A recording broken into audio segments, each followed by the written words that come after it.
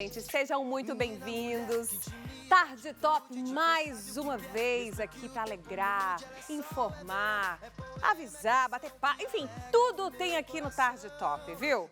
Hoje tem, momentos difíceis pode se tornar a grande virada da vida. Você daí tá passando por um momento difícil, desafiador? Então, pode ser a virada da sua vida, hein? Cíntia Dalfino tá aqui e vai contar tudo pra gente. Ela que já escreveu biografias inspiradoras de muitos empresários de sucesso, tá? E tem o quadro Entendendo o Cérebro com a doutora Francine Mendonça. Tudo isso e muito mais, Tarde Top, só vem, pode chegar.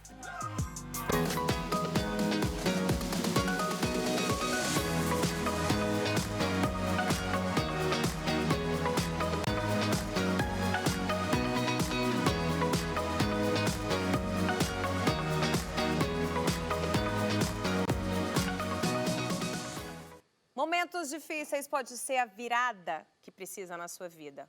Concorda? Não? Mas agora você vai concordar. Cíntia, seja muito bem-vinda. É um prazer te receber aqui. A gente adora falar sobre esses assuntos, né? Obrigada. Você que é jornalista e ghostwriter. Boa. Explica pra gente o que é essa função, essa segunda, né? Então, eu trabalho, é um prazer meu estar aqui com você. Achei o programa muito alto astral, você traz esse alto astral, isso é muito bom. E eu acho que a gente está passando por um momento que a gente está precisando justamente disso, né? Desse alto astral, dessa energia positiva. Acho que muitas pessoas na pandemia passaram por problemas muito desafiadores.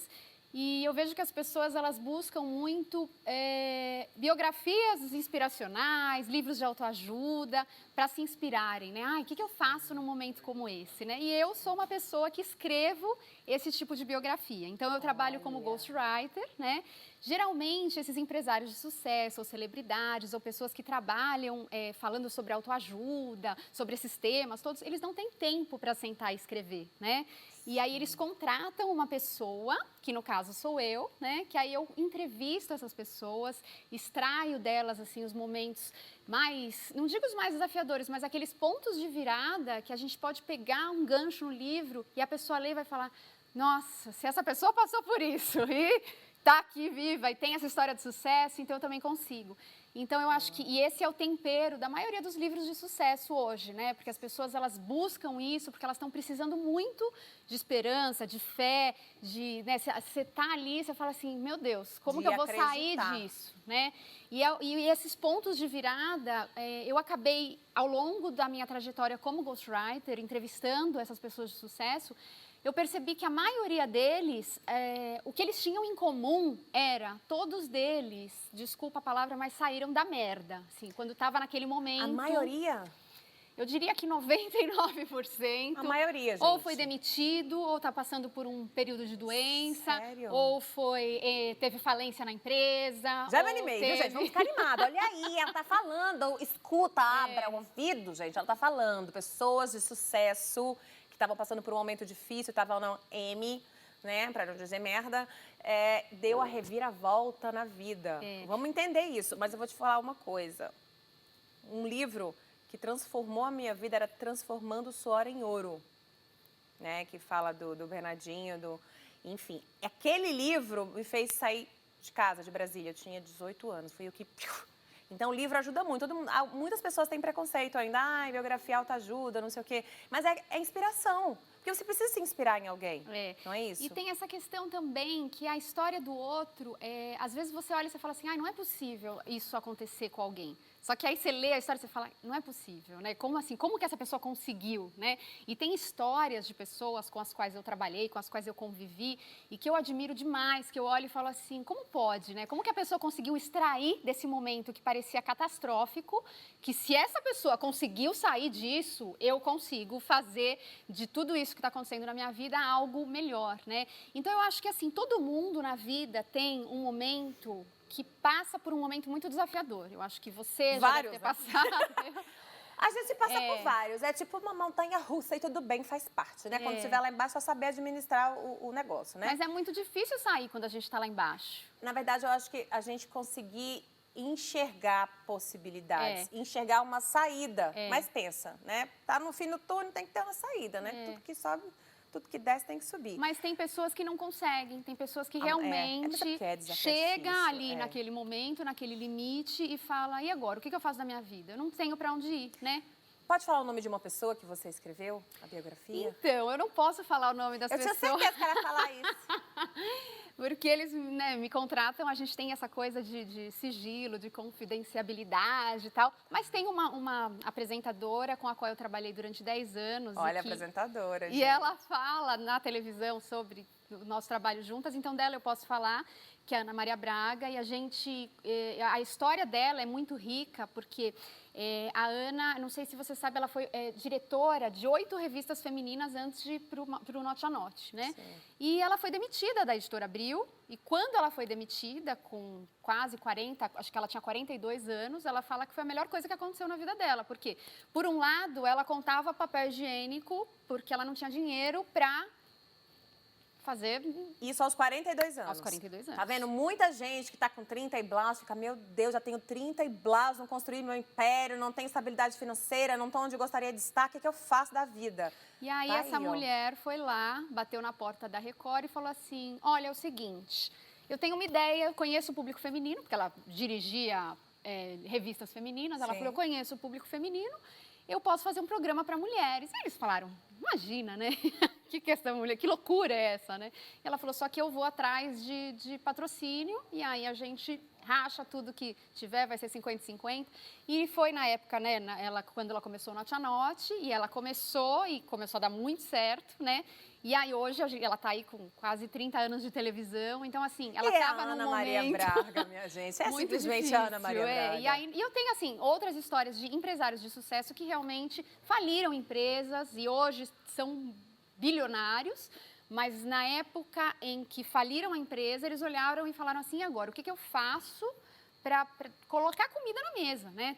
Tinha que vender tudo, tinha que pagar os funcionários, tinha que fazer... Como que se reerguer num momento desse? E o que eu percebo muito em comum entre essas pessoas que se reergueram, que eu acho que é muito importante a gente olhar e falar, tá, mas ela então teve um momento de iluminação, foi sorte, foi... O que eu percebo muito entre essas pessoas todas que eu entrevistei, que trouxeram essa vontade, digamos assim, de transformar a vida, foi que eles percebiam que não tinha mais para onde ir, né? Aquela coisa de que o poço chegou no fundo. Tô lá no fundo, daqui sozinha. Não cai, né? Não tem onde ir mais. Não tem como cair mais, minha gente. Daqui do chão não tem como passar. Então, assim, o que eu faço agora, né? E aí eles começaram a usar os recursos disponíveis que eles tinham à volta dela. Então, assim, por exemplo, a Ana, que recurso que ela tinha? Conhecia o público feminino, conhecia os publicitários, juntou essa história e falou, vou fazer um programa feminino. Né? Então, assim, às vezes o cara está vendendo alguma coisa, a empresa caiu o faturamento, quebrou, o que eu faço agora? Né? Então, ele pode começar a investir num outro ramo e aquele ramo dá super certo. Então, às vezes, a gente tem um problema na nossa vida e a gente acha que aquele problema é o fim, só que, às vezes, aquele problema pode ser o começo ou o recomeço da sua vida. Então, o que eu gosto de dizer é que, assim, todo mundo, se olhar para a trajetória da sua vida, vai ver que em momentos muito difíceis, a verdade é, às vezes, o momento mais difícil é o que fez a gente sair do lugar. Porque se a gente às vezes por isso que acontece isso, né? Porque senão, que você tá lá na zona do conforto, você fica, tá tudo bem aqui, tá tranquilinho, né? Não tem grandes coisas, mas não tem coisas ruins também. E aí vem a vida e te dá uma porrada, pra você acordar, ficar meio tonto mesmo, isso acontece, pra poder voltar, né? Tipo, fênix. E você sabe, Gisele, que quando eu fiz faculdade de jornalismo, né? E meu sonho era ser correspondente de guerra. E aí... Seu sonho? Cada um com seu sonho, né, gente? Tá tudo bem. Eu respeito. Aí minha mãe falava, achava uma loucura, tal. E eu falava, não, porque eu sou jornalista, tal. Tá lá no meio da guerra, os bombas, pá. Aí eu fui procurar estágio e o primeiro estágio que eu tive foi numa central de telemarketing. Atendendo telefone. Praticamente igual. Aí eu fiquei tão frustrada, mas ao mesmo tempo era o que pagava minha faculdade. Eu ficava o dia inteiro atendendo telefone, à noite ia pra faculdade, era o que pagava minha faculdade. Eu falava, tudo bem, né? Pelo menos tenho dinheiro no bolso, é um caminho, tal. E aí, só que eu tava muito infeliz, né? Porque quando você não tá fazendo uma coisa que você gosta, você não tem como você ficar feliz, né? Só que eu falava, não, um dia, quando eu me formar, eu vou ser jornalista, né? E até que um dia eu tava saindo da faculdade e tomei um tiro de bala perdida. saindo da Nossa, faculdade. que história. Eu tava aqui rindo, achei que ela ia contar uma história bonita. Ela tomou não. um tiro. Eu cheguei Eu achando que eu ia pra cara. guerra no meio de São Paulo, né? Tomei um ficou tiro mal? de bala perdida. E aí eu achei que, claro, que fosse morrer. Tomei 40 pontos, fui pro hospital. Foi aquela Nossa. coisa de que você renasce, né? Digamos Sim. assim, que você olha.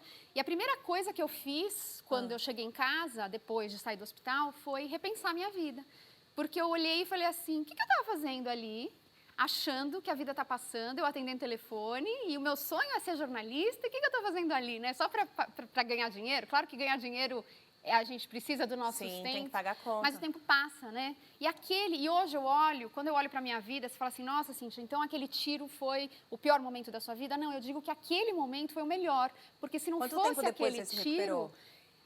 Um mês depois, eu já estava saindo de casa, mas a questão foi que a primeira decisão que eu tive foi sair daquele trabalho que eu não gostava, mesmo Você saiu? fazendo um estágio não remunerado na minha área, porque era uma coisa que eu falava assim, Como mas que eu você não pagou vou... a faculdade? Aí Carisma. a vida... Chegar lá e falar o a seguinte, vida- não tenho dinheiro, vou pagar com carisma, é isso, A entendeu? vida ajuda, a gente consegue bolsa, a gente consegue... Quando Olha você aí, está tá no seu vendo? caminho, Quando você tá no ciclo, né? parece que existe uma série de sincronicidades, porque aí eu comecei a também crescer na minha carreira e conseguir... Coisa boa, que história bacana. Então assim, às vezes a gente olha, fala assim, nossa, algo aconteceu que foi horrível, foi terrível, mas o que eu posso fazer disso, né? O que eu posso aprender com isso? Né? Então todo mundo tem na vida um momento muito difícil para lidar e que a gente olha para aquele momento e a gente pode fazer alguma coisa daquele momento. O que eu posso fazer desse momento? Que direção que eu posso tomar a partir daqui, já que essa direção aqui, a vida está me mostrando que não é por esse caminho, né? Sim. Porque às vezes quando a gente não tem coragem de fazer uma mudança na nossa vida, a vida mostra que não é aquele caminho. E aí a vida te dá um atropelo e te joga para o outro lado. Ou pelo amor ou pela dor. Ou pelo amor ou pela dor. Né? Isso aí você pode escolher. E aí você chegou a trabalhar como jornalista? Aí eu comecei a trabalhar como jornalista, aí eu trabalhei primeiro em rádio, depois eu trabalhei como repórter em televisão. Tem uma voz Só que ótima, o meu postura, tem sonho tudo. era escrever, né? E aí quando a minha primeira filha nasceu... Você tem quantas filhas? Eu tenho duas. Eu Uma sabia que de tinha 8 duas, e outra de 11. E quando a minha primeira filha nasceu, eu trabalhava com a Ana Maria, ela fez um escritório, um berçário para minha filha ficar e tal. Mas quando ela fez 1 ano e entrou na escolinha, eu falei, não, eu não quero deixá-la o dia inteiro na escola. E eu saí Você pra ficar escrevia em casa. o programa para Ana Maria? O que você fazia com a Ana Não, Maria? eu trabalhava com ela diretamente na área comercial. Então, porque ela é uma marca também a ser gerenciada. Você é né? do comercial Não, eu também, era... não? Na época eu era, Já fiz de né? tudo um pouco. Ixi, Tá. a vida é assim, né? Vem também, Só que experiência, meu bem. O que eu gostava era escrever. E aí, em casa, eu falava assim, o que eu vou fazer com a minha filha em casa e que eu não quero sair para trabalhar. Não quero ficar todo dia saindo, deixando ela na escolinha até as 6, 7 horas da noite, né? Chega Então, da janta e dorme, né? E ela era muito Nossa, pequena. E aí eu tomei essa decisão, só que aí veio uma outra, né? Eu tinha que tomar outra decisão, que é como que você coloca dinheiro na mesa, né? Sem Sim. sair para trabalhar. E aí eu falei, bom, o que eu sei fazer? Eu sei escrever. Então eu vou começar a escrever e talvez alguém... E o universo, eu acho que ele é muito generoso com a gente quando a gente se Como coloca que veio no nosso a ideia? Tipo, vou escrever caminho. biografia. Não começou nem como biografias. Começou com uma ideia de, eu falei, olha, uma coisa que eu sei fazer, escrever, posso escrever para outras pessoas, né? E, por incrível que pareça, 1 mês depois, uma amiga minha me ligou e falou, olha, tem uma pessoa que está querendo escrever um livro, tal, você não quer ajudá-la a escrever?